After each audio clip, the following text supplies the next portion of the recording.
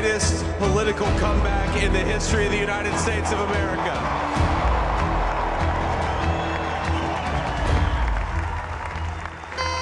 Внимание, расчет, получен приказ. Верен. Внимание, пуск!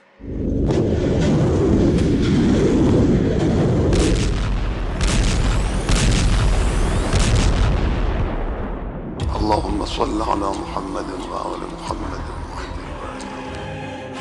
एक तरफ अमेरिका में डोनाल्ड ट्रंप ने जीत का ऐलान किया और दूसरी तरफ ईरान का वार्निंग बटन दबने लगा। ईरान ने बता दिया है कि युद्ध का बजर वाला राउंड शुरू हो गया है। इस बजर वाले राउंड में अब युद्ध की रेंज में सिर्फ ईरान या इजराइल नहीं रहेगा। ईरान के सुप्रीम लीडर अली खामनेई के ऑर्डर पर विदेश मंत्री अब्बास अराक्ची ने बहुत बड़ी वार्निंग दे दी है। بجز رژیم صهیونیستی خواهان این وضعیت نیست.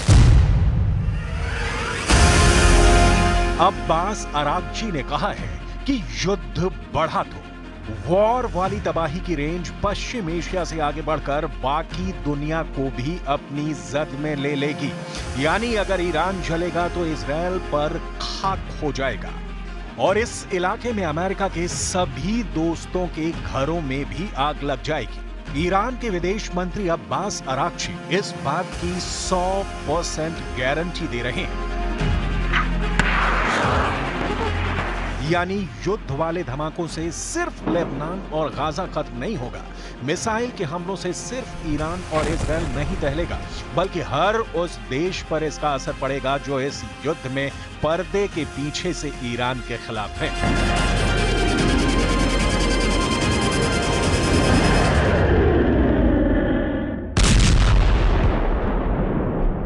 با قوت و قدرت تداوم داره هم در لبنان هم در غزه و فلسطین. این مجاهدت ها قطعاً به دنبال خود پیروزی حق را، پیروزی جبهه حق را. यह खबर ईरान की मीडिया में हेडलाइन है। यह खबर इजराइल के अखबारों में छाई हुई है। ईरान के विदेश मंत्री अब्बास अराक्ची की वार्निंग ने सीधे सीधे वर्ल्ड वॉर की धमकी दे दी है।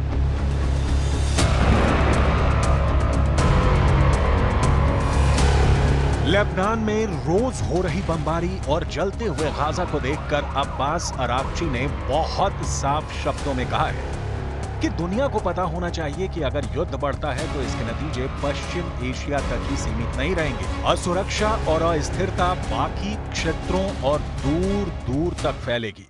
Unfortunately, the international community has failed to stop the Zionist regime for seizing its genocide and act of aggression, which endangers both regional and international peace and security. Efforts are being made by Islamic countries to address this crisis. Israel पर Lebanon की तरफ से दागे गए rocket देखिए। ऐसे rocket Israel आसमान में ही मार गिराता है, लेकिन जमीन पर जब कुछ रॉकेट गिरते हैं तो धमाके के साथ ऐसी आग भड़कती है कि मौत सामने नजर आती है।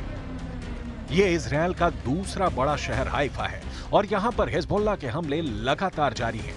यानी साफ है कि हसन नसरल्लाह के मारे जाने के करीब 1.5 महीने बाद भी हिजबुल्लाह एक्टिव है।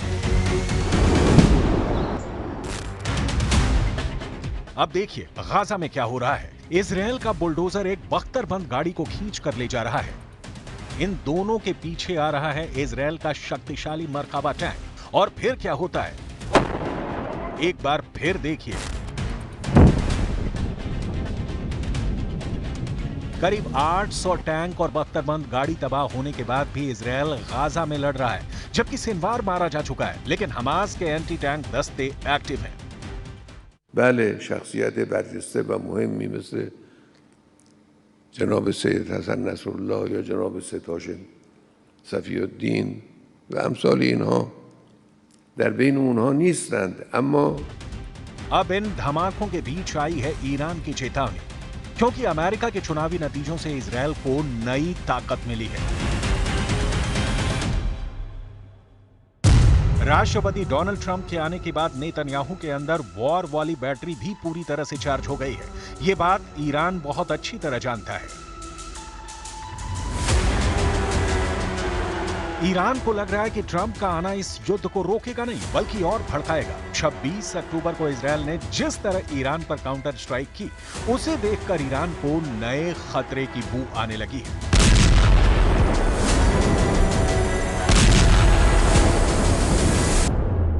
And halt the Zionist regime's crimes. We are working toward a solution to stop these atrocities and to alleviate the suffering of the people of Gaza and Lebanon at the upcoming OIC.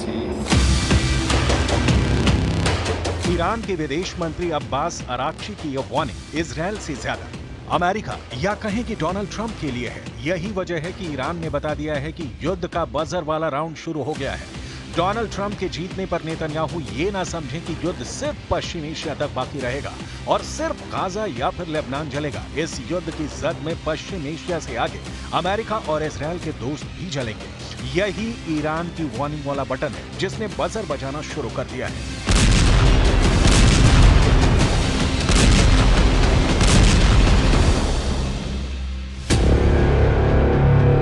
इस buzzer के पीछे असली वाली ताकत समझनी है तो इस रॉकेट लॉन्च को देखिए। ये रूस का सोयूज रॉकेट है जो एक साथ 53 सैटेलाइट लेकर आसमान की तरफ बढ़ा है।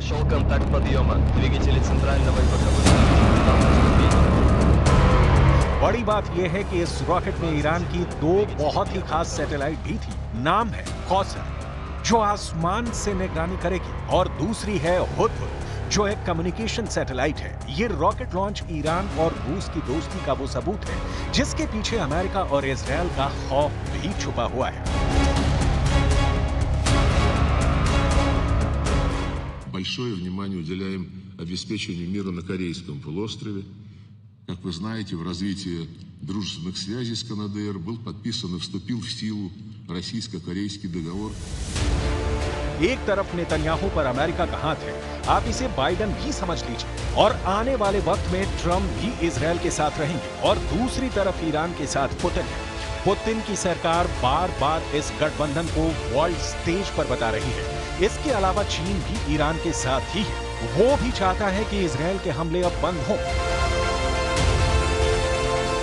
व्लादिमीर पुतिन और शी जिनपिंग की पार्टनरशिप का एक सबूत इस एयर शो में छुपा हुआ है।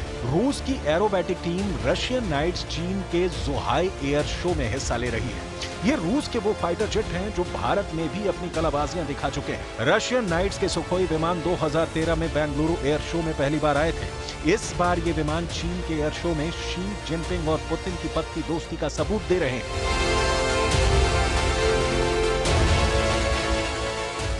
Летали хорошо, настроение отлично, готовы к работе, с хорошим качеством отработали.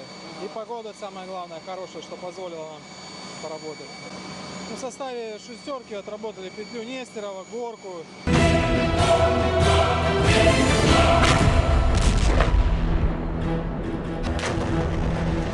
Ukraine, Gaza, Lebanon, Yemen, Israel और यमन, इतने वॉर जोन जब एक्टिव हैं तो युद्ध रोकने की जगह युद्ध भड़काने वाली बातें हो रही हैं। तब अमेरिका में डोनाल्ड ट्रंप का जीतना एक बड़ा टर्निंग पॉइंट हो सकता है, लेकिन इजरायल ट्रंप की जीत से बहुत ज्यादा खुश है और यही वजह है कि अमेरिका के चुनावी फैसले के बाद ईरान बहुत ज्यादा आक्रामक है। यही वजह है कि हर 24 घंटे में गाजा से लेकर लेबनान और इजरायल से लेकर ईरान तक बहुत सी चीजें लगातार बदल रही हैं और इसका असर यूक्रेन से लेकर रूस तक देखा जा रहा है। खबर यह है कि रूस ने अपनी परमाणु फोर्स को सुपर एक्टिव कर दिया है।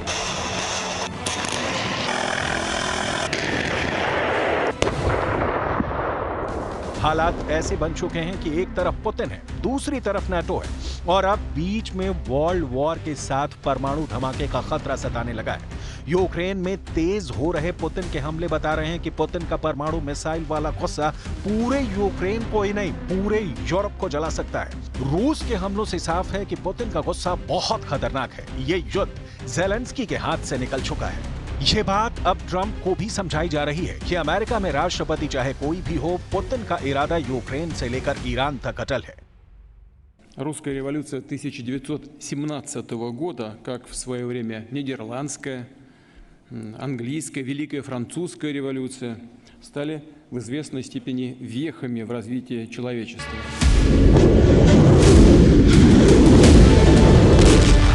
यूक्रेन युद्ध और गाजा के साथ लेबनान में चल रही बमबारी के बीच अब ईरान और इजराइल का युद्ध किसी भी वक्त शुरू हो सकता है। ऐसे वक्त में ट्रंप का आना कई बड़ी चुनौती पेश करने वाला है। यही वजह है कि पुतिन की न्यूक्लियर कमांड इस वक्त पूरी एक्टिव है। वो अपने तमाम खतरनाक न्यूक्लियर हथियारों और उनके डिलीवरी सिस्टम को बार बार परख रहे हैं। पुतिन ईरान से भी मदद ले रहे हैं। ईरान को नए हथियार सप्लाई करने पर भी बात जारी है। साथ में वो ये भी बता रहे हैं कि रूस की मिसाइल के टारगेट पर नाटो का हर बड़ा शहर है।